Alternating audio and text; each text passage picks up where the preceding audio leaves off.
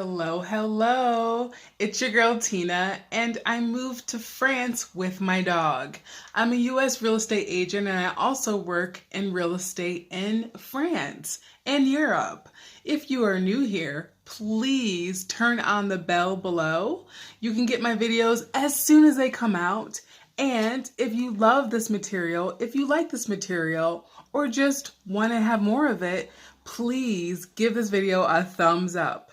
Now today, please curl up with me. I'm having lunch. Ooh, I'm having, a salmon pesto dish with salmon.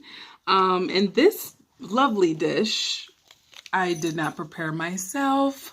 I got it from Monoprix. And for some of you that have been to France, you know that they have Monoprix all over. Not all over, a few for each quartier. There are about 3 or 4 Monoprix in Annecy, France, where I live. And this is actually a smaller store, and they call it Monop with an apostrophe. So I got this lovely meal, and I will be eating it and eating lunch with you. So please have lunch with me and listen to my story about how I found an apartment in France. So some of you may know from my update videos. If you haven't seen those, please go back. I do monthly videos about what I've experienced, and I have talked in depth about the trouble that I've had finding an apartment in France. However, I met my French teacher actually.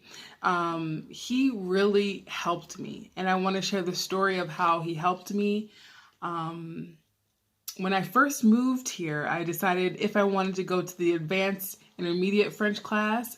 And as soon as I got assigned the advanced intermediate class, the manager said, "Oh, okay, well, your new teacher is going to be named Patrick." And I said, "Okay, that sounds great." And as soon as she said that, I was like, I don't know if have you ever experienced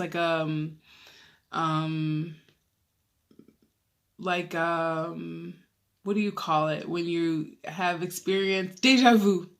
It's French, right? When you experience something that you know is going to be kind of like it either happened before or it's going to be like a moment. And as soon as she said your new teacher is going to be named Patrick, I was like, okay, that sounds like an important name or an important figure in this season of my life. So I went to class and I was kind of asking everyone in class if they had any idea of where I can rent an apartment. At that point, I'd been living in a hotel for a few months trying to find an apartment. And as you may know from watching some of my other videos, it's even hard for French people who work in France to rent an apartment here in Annecy and just anywhere, because you have to have 3 times the rent and you have to be employed by a French company. And unfortunately, I didn't have those things at all.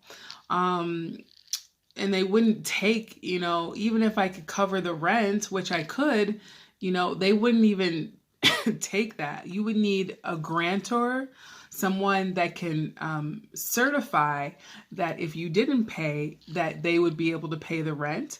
Because in France, and I've also mentioned this before, they cannot evict you as fast as they can in the US. In the US, if you don't pay your rent, I'm sure you're going to be out, pretty quickly. I mean, maybe a month or 2, maybe 3, but I think you're going to be out pretty fast. In France, they really can't evict you that fast. I don't know that much about eviction per se in the US.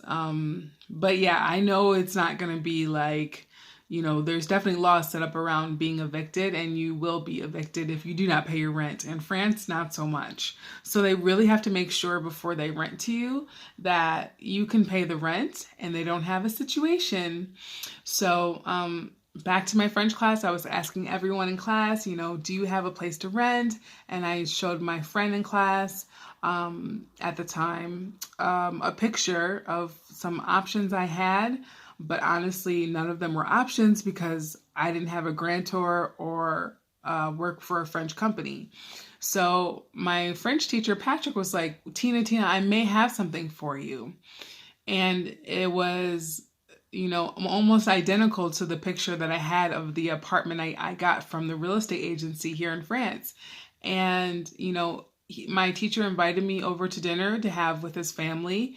And we talked about myself and the family, and we talked about my situation and how I was looking for an apartment. And they said, they have an apartment, and this was May. And they said it's going to be available in June. The student that was living here was going to graduate, and he was moving out in June. So, of course, there was 1 month in between that time and the time that the apartment was available. So my teacher and his family said, you can move in with us for 30 days and then you can start renting the apartment. They didn't really charge me anything to move in with them. But I offered, something, but honestly, they didn't really, accept it. They accepted the money, but also they bought me like a really nice vacuum for my new apartment. And they also bought me a new bed for my apartment. So when I stayed with my professor and his family, his wife's name is also Tina. And, I think my own family probably wouldn't even let me stay in my house I grew up in for 30 days for free or at all, really. And there's a lot to unpack there. But getting back to the video, they might pay for me to live somewhere else, but they ain't gonna pay for me to live with them. And it's mutual. So, so I thought it was like very nice that they would let a stranger, almost a stranger, live in their house. It takes a lot of intuition. It takes a lot of trust. And the situation was just right, So it felt right. And I was like, wow, I was a little apprehensive, but what options did I really have? They cooked dinner for me. We had dinner every single night. And my professor also invited me for lunch too if I wanted to come. I was mostly going back and forth from French class. I was taking French class at that time twice a day, in the morning and afternoon. So I didn't always really come back to the house for lunch, but I mean, it was great. And when we ate, my professor cooked the meals. He's retired and his wife works here in Annecy. And so he does like all the cooking, plus he's an amazing cook. Everything was from scratch. It was healthy food. These are very active people. My professor's around 68 years old, and his wife is a little bit younger than him by maybe like 8 years or so, or more. But they ride their bikes for like 8 hours a day. They take trips together on their bikes. They're avid bike riders. I thought that was great to see the lifestyle. First of all, French people eat in the morning. So they would have like a little breakfast, maybe some bread and some jam and some coffee. And then they would eat like a light lunch, some protein, some kind of meat, a salad, a vegetable, and some bread, a baguette. And then at dinner, which would be around 7:30 every night, they wouldn't eat between meals. It would be, a nice salad, a really nice main dish with meat and vegetables and a side. And then they'd always have a dessert, which would probably be like yogurt or some fruit or a piece of chocolate or some cheese. So this was our routine every day. Like, we'd eat some breakfast, or sometimes I wouldn't eat breakfast, and then I'd eat lunch either there or somewhere else. And then we'd have dinner at 7:30. In that time, I would go on the weekends to different places, and Patrick, my French teacher, would take me to the, airport, not the airport, but the train station, and pick me up. And like I said, when I moved into my apartment, he bought like a really nice vacuum for me. I have a dog and he has a lot of hair. So for me to buy a vacuum, I probably wouldn't buy it, but he bought the vacuum for me. They also like set up my TV. There's a really difficult system to set up a TV in France. For here, I'm looking at my TV right now, like you have to have a passcode and has to be connected to another cable box. So they have a cable at their house. They just connected the basic TV to mine, but they had to put a password in. It took like 2 hours and 2 visits. And they got it working. And I have like over 35 channels of movies and everything. So they set that up for me and they got the vacuum. My dog got lost one time and they took me to find him at the Humane Society of France, which is the SPA. So that was like, oh my gosh, I don't know what I would have done without them. You know, they've had like barbecues over their house that they invited me to that have been very nice. Anytime I needed like a doctor, I recently got like some bad allergy. I don't know what it was, hay fever or something. And Patrick told me like all the doctors to go to, and he showed me like around the city and like what, you know, where I go in the neighborhood and everything of my apartment.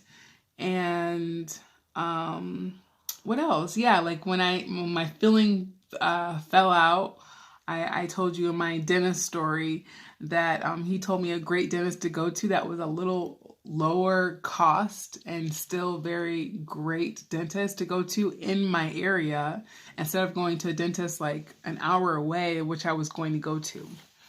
But yeah, I mean, I don't think that this trip would have been doable without Patrick, you know, without his family. And the fact that his wife's name is Tina, I call her Tina 1, she calls me Tina 2, you know, it's been like just so, anytime I needed anything, like they're always there to help me. They're, you know, if I need to go anywhere, I don't have a car, they help me. You know, they're always there. So I want to encourage you to take a leap of faith, because I had no idea that I would meet them, you know? And I think God, I believe in God. So if you believe in a higher power, I think he always sends people to help you in your life. And I think Patrick and his family were sent to help me in my journey. And I've learned so much from them. You know, I wanted to move to France to be healthier. And I see, you know, they are 68, 60 years old, and they're still very fit, like very fit, active people. And Patrick, you know, I didn't really take it at the time, but Patrick was like, every morning, you know, I wake up and I just do like a little like exercise routine upstairs, you know, and you can use my yoga mat if you want to, you know, you can join me if you want to. And I never joined him, but I see now like, okay, what it takes to be fit at that age and active. And he volunteers as a French teacher. He doesn't get paid to teach French, and he's such an amazing French teacher. You know, he puts a lot of work into it, and he really cares about his students, and he enjoys, I think, having a class as well, but he doesn't get paid for it, you know? So those are some things that I want to aspire to as I get older. Like, I've learned some life lessons of how I want to be. You know, I love sitting and chilling and Netflix and chilling, but I mean, it's important to do an activity once a day. You know, it's important to eat a balanced meal. Like, we had pizza once a week, you know, but it was like freshly made pizza from a pizzeria, and we only had one pizza that we shared among all three of us. One week I was like, I want 2 pizzas. And the wife was like, oh my gosh, you know, she, you know, really appreciates someone who is fit, and I'm a plus size model, and I'm plus size. So it was a little bit of a disconnect to have this shapely woman say she wants 2 pizzas. But, they saved the pizza for me. I didn't even eat any more of the pizza that day than I would have before. So I just saved it for the next day. And it was really sweet. But I learned how you eat, I think. And those are some lessons.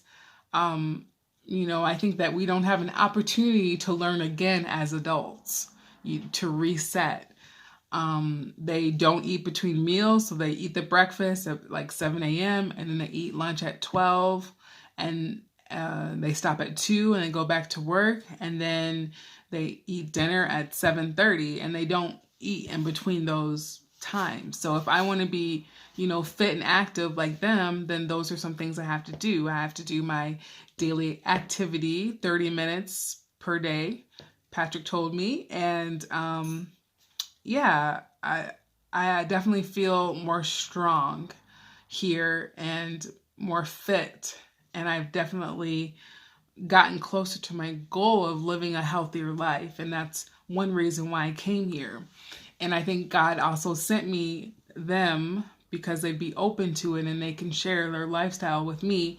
And even if I don't implement everything at that time, I certainly can't unsee, the lessons that I learned, and I will begin to implement it when I'm ready to accept those. And I already have been. I walk more, I ride my bike.